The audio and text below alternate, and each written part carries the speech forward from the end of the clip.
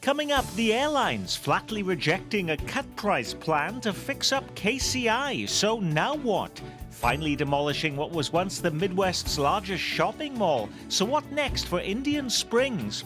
And what about that other dead mall a few miles to the south? 10 years after Mission Mall met the wrecking ball, can we finally report something is happening? We follow up with solutions from our crime special last week. While Kansas City looks to curb guns, Kansas lawmakers push to end discrimination against gun owners and gun sellers. Should they be a protected class like women and minorities? Plus, is Google Fiber finally delivering in KC? And why the biggest headline-grabbing story in Johnson County is making hundreds of people sick. Hello everyone, I'm Nick Haynes. So much going on both sides of State Line. Delighted you're sharing this half hour with us. Pouring through the news of the week, Kansas City Star City Hall reporter Lynn Horsley. From The Pitch, reporter Steve Vokrot. From the Call newspaper, senior writer Eric Wesson. And just back from the mayhem of the Iowa caucuses, Star reporter, columnist and blogger Dave Helling. Now, few issues in this area hold as much interest to people, whether you live in Kansas or in Missouri, than the answer to the question, what should we do about the airport? Remember a few weeks ago when a new plan surfaced that promised to renovate KCI for a third of the price that the city is claiming it would cost to renovate or even build new. This week, the proposal from Crawford Architects in conjunction with a team of international consultants was vetted by the airlines, and their response? The new plan, they claim, doesn't come close to accommodating the future needs at KCI for gates, baggage, or parking. The carriers just don't believe that the major renovations are going to address your needs as a community and a region. Now, this wasn't this isn't quite what we were looking for, was it, Lynn? This was don't even bother to show us your design sketches.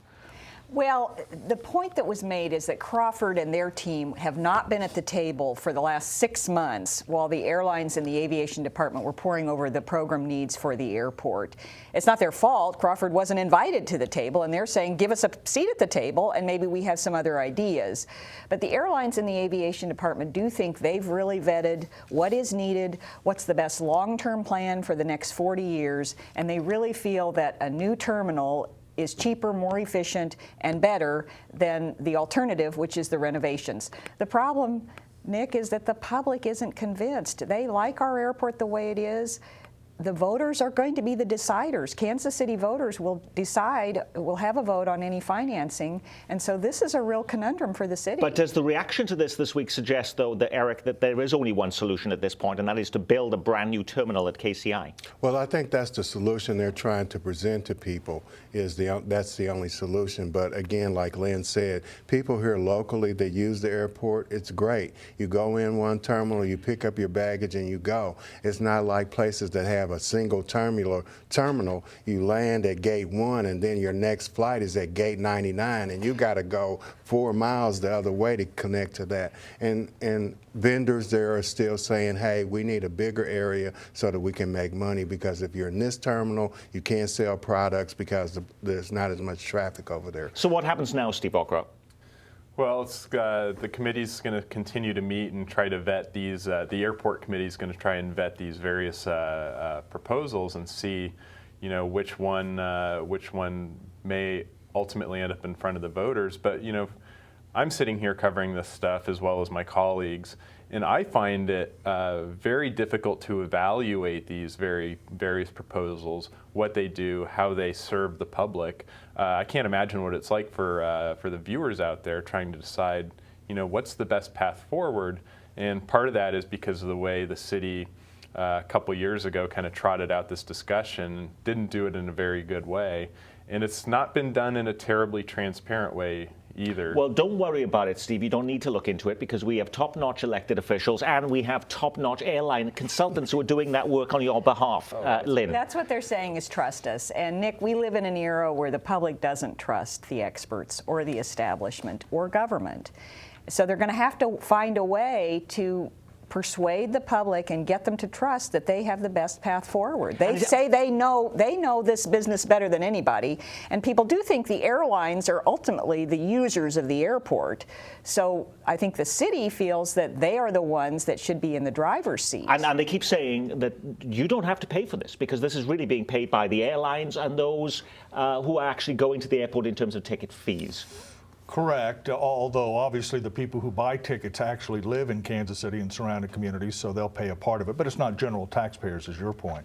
But I think Lynn and Steve have said something very important for Kansas City to keep in mind, that voters ultimately will decide this, and the longer it goes, Nick, the longer it takes to sort of sort through all of this stuff, the more confused the public is going to be.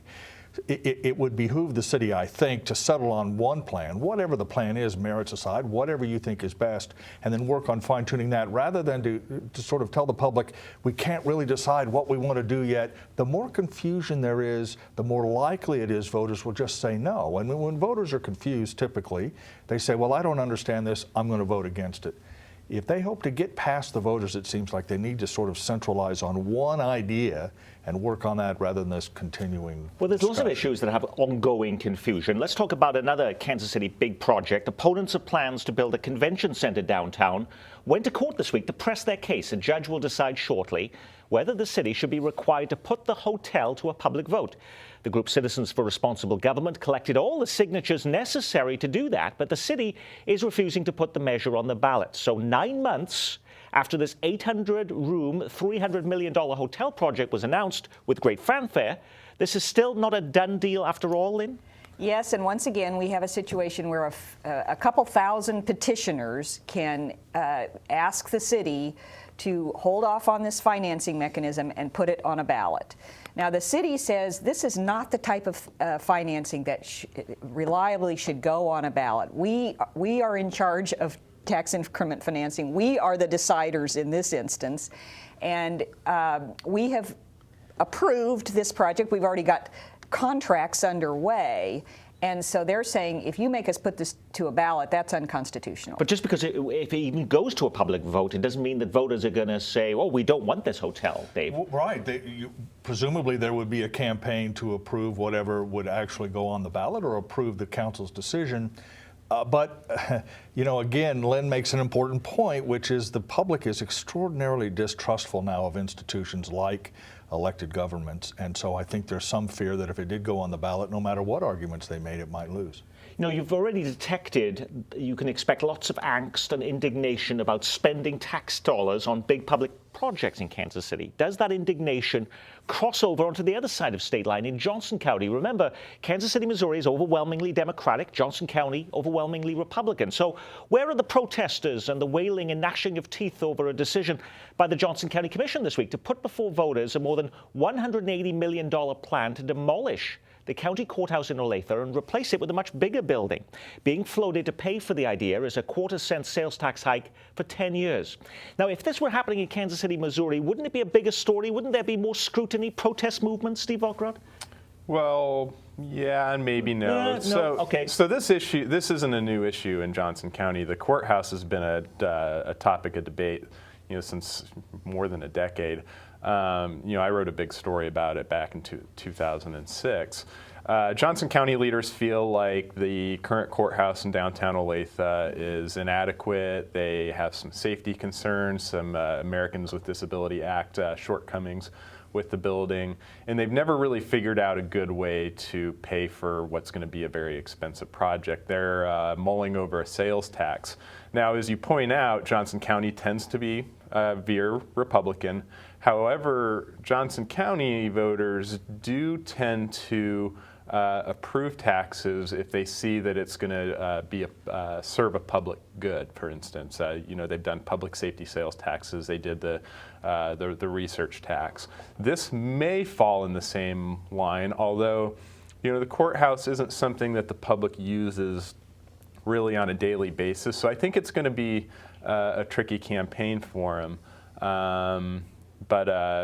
But the attitudes about taxes in Johnson County aren't strictly as we typically think of them on a conservative basis, where they're adamantly against them. So it's not that you have a much more activist population there in Kansas City, Missouri, really going after all of these projects in Kansas City, Missouri, and they don't do the same thing in Johnson County? There's a little bit. There's always been a little bit of sort of a tax protest movement in Johnson County, but by and large, Steve is right. School bond issues routinely pass. Every once in a while, the voters will raise their heads and say, no, we don't want a soccer complex, and we're not going to pay for that. I mean, there are some examples in Johnson County. As we proceed on the courthouse, however, I do think people will ask, do we really need to spend that kind of money? Because if you look at the jail in Johnson County, it's an astonishingly expensive proposition. If you ever go out to the jail complex, you realize Johnson Countyans like to buy things at a very first-class rate. And if they're convinced that the courthouse is the same kind of extravagance, it might be in a little bit of trouble. I think, and one of the things to add to that is that in Johnson County, it's a county issue versus a city issue in Kansas City, where you have the city charter and you have the differences. In Jackson County, they did some renovations to the courthouse.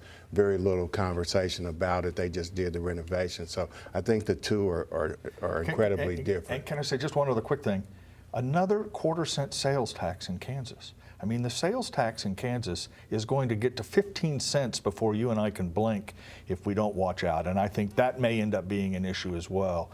The transfer away from income and property to sales continues unabated. While we speak of demolishing the Johnson County Courthouse to make way for a bigger building, in Wyandotte County, they're demolishing this week the last of what was once the largest indoor malls in the Midwest. At Indian Springs we'll do whatever it takes to help you. Have a good day. May I help you? Indian Springs. Indian Springs Mall opened in 1971, but it's been years since Shoppers ever darkened its doors. Originally, there was plans to turn it into a transit hub, but that's fallen by the wayside. Steve Ockrott, Wyandotte County leader, saying this week no final decision has been officially made yet on future development. Why is there such a struggle when the Indian Springs Mall is right on one of the most prominent highways in the city? Well, you're right. There's great access to it. The problem is, typically there's an axiom in the retail business that retail follows rooftops, and there's not a whole lot of housing right in the immediate vicinity to it. I mean, there aren't people who can walk, ride their bike, take a short drive to get there, and so that's always sort of been a vexatious issue with the Indian Springs Mall. Repurposing that property will be easier now that they've scraped it, but or that they're going to scrape it, but that's going to be a long-term issue for Lynn Horsley. Well, and we've seen malls, other big box malls, even in areas of Kansas City that are surrounded by residential neighborhoods that have struggled. Metro North Mall is going to have to be rebuilt. The Antioch Shopping Center is being rebuilt. So I think commercial retail has just been a really big challenge for this metro area. I want to talk about another mall that we've heard so much about. What is the most controversial building in Johnson County? Now, two candidates compete for that honor. One is the site of the former Mission Mall, which remains a weed-filled lot, exactly 10 years after the shopping center was demolished. The second is the King Louis Bowling Alley, which the county purchased 5 years ago, with plans to at one point turn into a national museum of suburbia. Both projects, though, finally rising from the ashes and ready for a new life in 2016.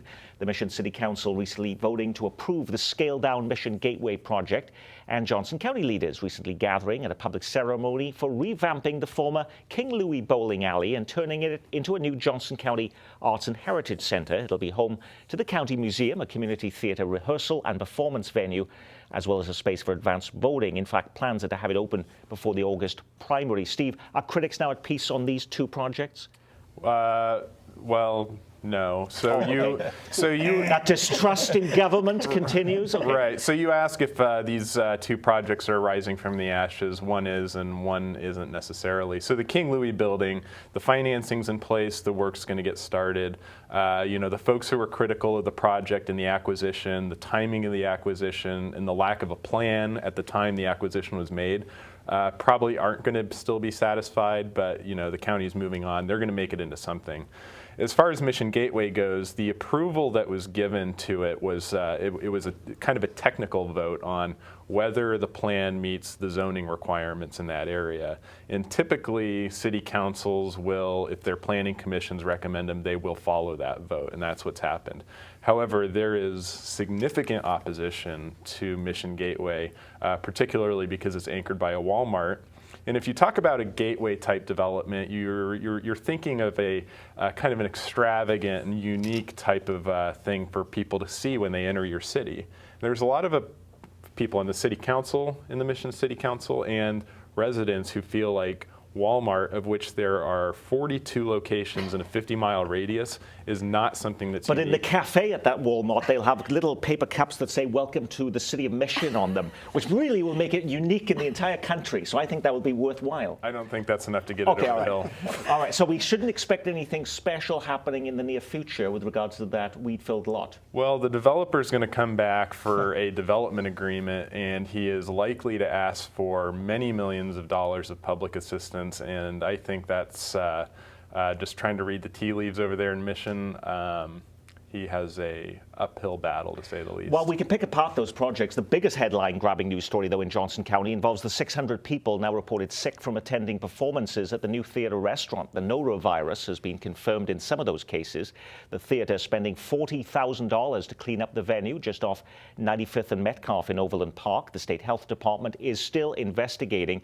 This week, just down the road at 105th and Metcalfe, county health officials now investigating 10 people sick from eating at Buffalo Wild Wings. Are these isolated incidents that can happen anywhere, or is there something else we need to be looking at here? Dave? Well, I think they're partly isolated incidents, but the reality, Nick, is that our food delivery system across the country is going to become increasingly a subject of scrutiny, in my view, because these things pop up all over the country from time to time, and there seems to be a bit of a breakdown from farm to plate, and I do think when 600 people get sick at a venue, any venue, it says something has failed in the system, and that will get some scrutiny. Well, and I will just say, a lot of people wonder about where do your tax dollars go. Public health agencies, that's the line where we look to try to get a handle on these epidemics or problems. And, so when people think that government is just sucks up your tax dollars, hopefully some of these health departments will be recognized for the value they provide. Eric? And then in dealing with the health department, most of the time they come in, they look at the temperature, they look at cracks in the floor, but are they looking to make sure that everything is being clean and disinfected the way it is? I think most of those illnesses that people are getting are sanitary illnesses, and they come from not making sure that areas are cleaned properly. So that's something that the health department might want to put on some gloves and do the white glove treatment on. Well, back over in Kansas City, plans to turn a vacant building in the Crossroads into the new headquarters for architecture firm BNIM has been bogged down for months in a battle over TIF. Should the city really be giving all this money away to developers, particularly when the developer in this case is civic leader and philanthropist Shirley Hellsberg? Parents in the Kansas City School District launched a petition drive to put the project to a public vote. Well, this week, BNIM announces it's pulling the plug on this project. They're abandoning plans to build what they claimed would be not just their new headquarters, but a world-class laboratory for sustainable design. The mayor in a press release expressed his frustration and claimed these high-quality architectural jobs may not be staying in Kansas City now. But has BNIM said they're moving out of the city? And let's put this into perspective. They employ 75 people, and this would have given them space to add 45 more, Lynn? Yes, it wasn't a huge job creator, but they are a prominent architecture firm. This was going to be a showcase facility. It follows the same theme of this whole show, a group of activists that don't trust city government and that are upset about developer tax breaks. They petitioned. They wanted this to go to a public vote. The city tried to avoid that by negotiating something that would benefit the school district. It's been a real case study and a learning experience for the city. It might have a chilling effect impact on other development. Now, the parents in this case, in the school district who had fought this, they were offered additional money to help the school district. They said no to that. They didn't want any more money because they wanted to send a greater message here about the scale of tax incentives in the city. What are the lessons that we learned from this story, Steve? Well, I don't want to speak on behalf of the petitioners, but I suspect that their opposition to this became bigger than just this project. It became bigger than BNIM. It became bigger, perhaps even than Shirley-Hellsberg. It became the city's, the city is hyper-focused on getting downtown going in a variety of different ways, and they have been for years. And there's a lot of people who view the Crossroads as a very mature, very well-established area, and they wonder why money keeps getting poured, public money keeps getting poured into these types of projects, especially when you have the streetcar running down, and we're constantly being told that the streetcar is something that developers want. Well, this building is one block off the streetcar, so people wonder, well, we thought the streetcar was the incentive. And there's other incentives throughout the area, and so I think the frustration is becoming so much concentration on downtown, whereas there's other areas in the city that could use similar type of help, but often don't. The head of the TIF Commission, Cindy Serco, the former city councilwoman, this week saying this will have a totally chilling effect now on companies wanting to come into Kansas City and to try and develop some of these areas. What are the consequences of this in your judgment, Dave? Well, we've gone through this before. You know, when Mark Funkhauser was mayor, the entire project, or the entire development community pretty much dried up. Part of that was the collapse of the, financial markets in 2008, 2009. But part of it was Mark Funkhauser, who was very adamant about not spending these kinds of incentives for projects. But Nick, this program is of a piece.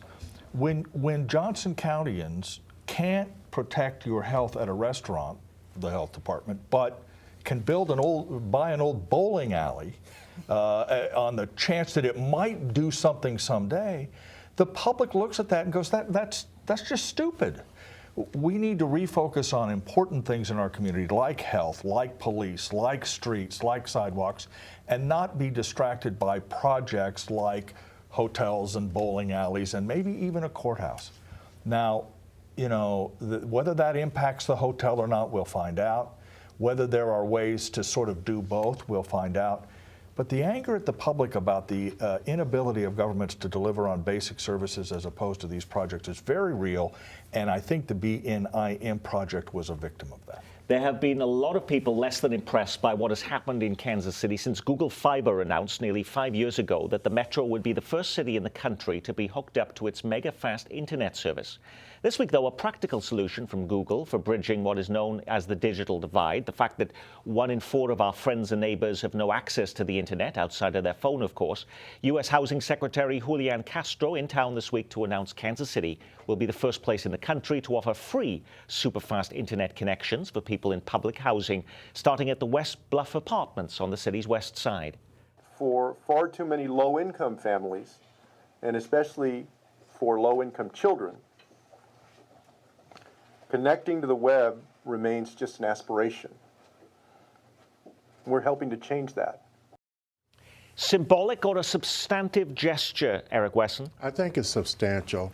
With young people that will be in school, it'll help them in getting their homework done and staying on the edge of what they need to as far as being in with technology. I think it's a great move, and I think it'll be well received in those housing areas. Now, the problem is going to be how they're going to be able to keep up with all the low-income housing developments in the community, but I think it's a great idea. And they also have to figure out ways to get them computers. I mean, it isn't just But you can buy a package for like $50 and change. Right, and that's what... Is that a disincentive? $50 for people in that area probably is a challenge, but they do. You buy what you want. So if they feel like it's important, then they should be able to afford that. Last week, KCPT aired the documentary Our Divided City that chronicled the root causes of crime on Kansas City's east side, and we followed up with a 1-hour crime caucus. The two shows prompted masses of comments and lots of solutions from you. Joe G. writes, I see why the city can't regulate guns, but can't they regulate bullets? That would have a big impact on the murder rate. Can the city actually do that? I think they would be challenged legislatively and legally. This has been tried in other places, hasn't gotten very far. Okay. Evan writes, why aren't there more cameras and signs proclaiming that you are under surveillance? I propose that KCMO bulk invests in inexpensive cameras and recorders. Is more cameras the answer, Eric? No. Got to change the mindset of the people. I think the bullets are a great idea. I think regulating the bullets and how they're sold, and at least tracking people that are purchasing them, I think that's a great idea. I think Sam Mann used to say a gun without bullets is only a paperweight. So if they don't have the bullets, maybe that is a way to regulate it. Yes, okay. Jodie Justice, leading the Mayor's anti-violent task force, refused to tip her hand that they were moving forward with any fix. Rather, they were listening to every idea. Is there any solution that is being seriously considered? I don't think yet. I mean, I don't think they want to prejudge anything. They've allowed themselves almost a year, which a lot of people say is way too long. But Jolie has also said, if we hear a great idea that we can implement tomorrow, we will do that. This is a decades-old problem. There is not a silver bullet, excuse the pun.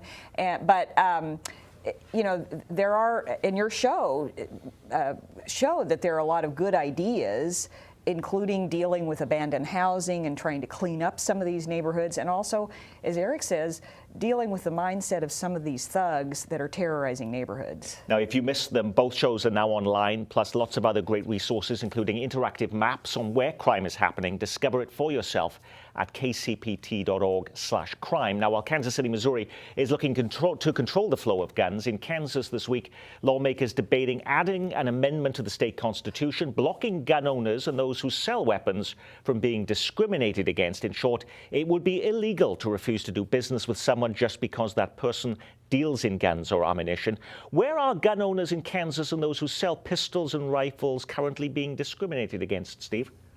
I don't know. I'm not aware of. I'm not aware of this being an issue. Perhaps it is, and but it's kind of a continuation of a pattern of legislation coming out in Kansas that seeks to preempt this idea that somehow there is this force from outside of the state that's going to come down and try to seize people's guns. But if this is a constitutional amendment, you could be voting on it this year, Dave. If they put it before voters, nothing is more predictable, Nick, than legislatures in Kansas and Missouri dealing with guns and abortion in the first 6 weeks when they don't really have anything else to do, so we might as well throw out some more gun and abortion legislation. It happens every year. It's happening again. And that is our Week in Review. Our thanks to our news reviewers from the Kansas City Star, Lynn Horsley, and from The Call, Eric Wesson, Steve Vockrodt from The Pitch, and The Star's Dave Helling. I'm Nick Haynes. From all of us here at KCPT, thanks for spending part of your weekend with us.